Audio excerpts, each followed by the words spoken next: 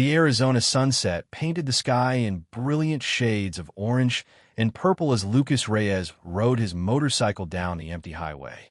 The wind against his face offered a rare moment of peace, a stark contrast to his usual life filled with temporary jobs and constant vigilance. As an immigrant striving to build a new life in America, every day brought its own challenges. But these solitary rides gave him clarity amidst the chaos. As he navigated the winding road, the peaceful moment shattered when he spotted the flashing lights of a police cruiser ahead, parked at an odd angle across the road. Something about the scene fell off, making the hairs on the back of his neck stand up. Slowing his approach, the details became clearer. A police officer stood beside the cruiser, his aggressive movements immediately catching Lucas's attention. The officer was roughly handling what appeared to be a police dog, yanking its leash with unnecessary force. The German shepherd's trembling form and fearful posture spoke volumes. Even from a distance, Lucas could see signs of neglect, matted fur, defensive posture, and eyes filled with haunting fear. Every instinct told Lucas to keep riding. As an immigrant, he'd learned to avoid unnecessary interactions with law enforcement. His life balanced on a precarious edge, and he couldn't afford to draw attention. But something about the dog's desperate situation tugged at him. The sun dipped lower on the horizon as Lucas made a decision that would change his life forever. He pulled his motorcycle to a stop, maintaining a cautious distance. The officer's head snapped up, his expression immediately hostile. "Move along," he barked, his voice edged with threat. But Lucas couldn't move. The dog's eyes met his, and something profound passed between them, a silent plea for help.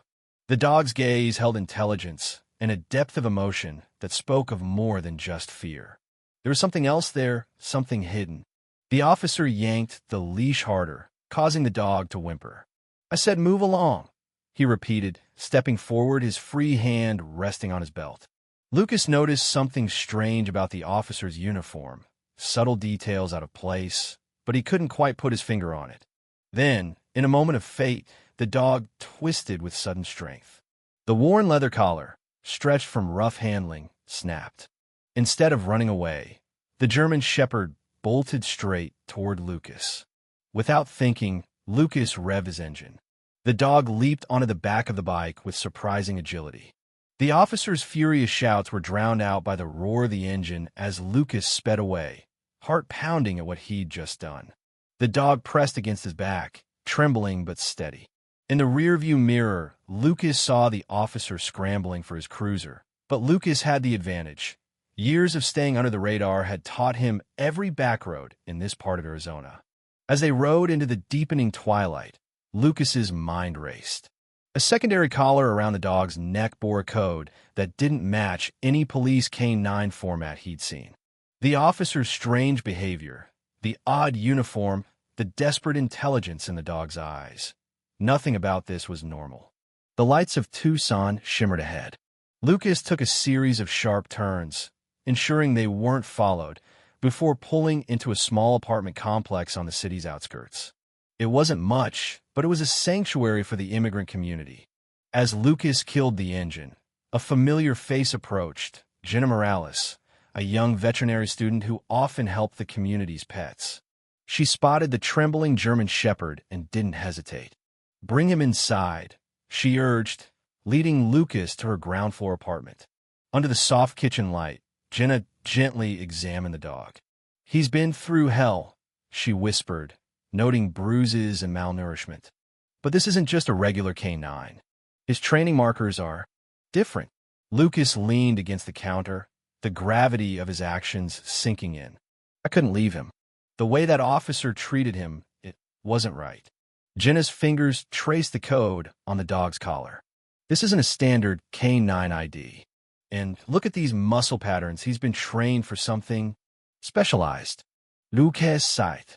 He's got a name now. I'm calling him Shadow."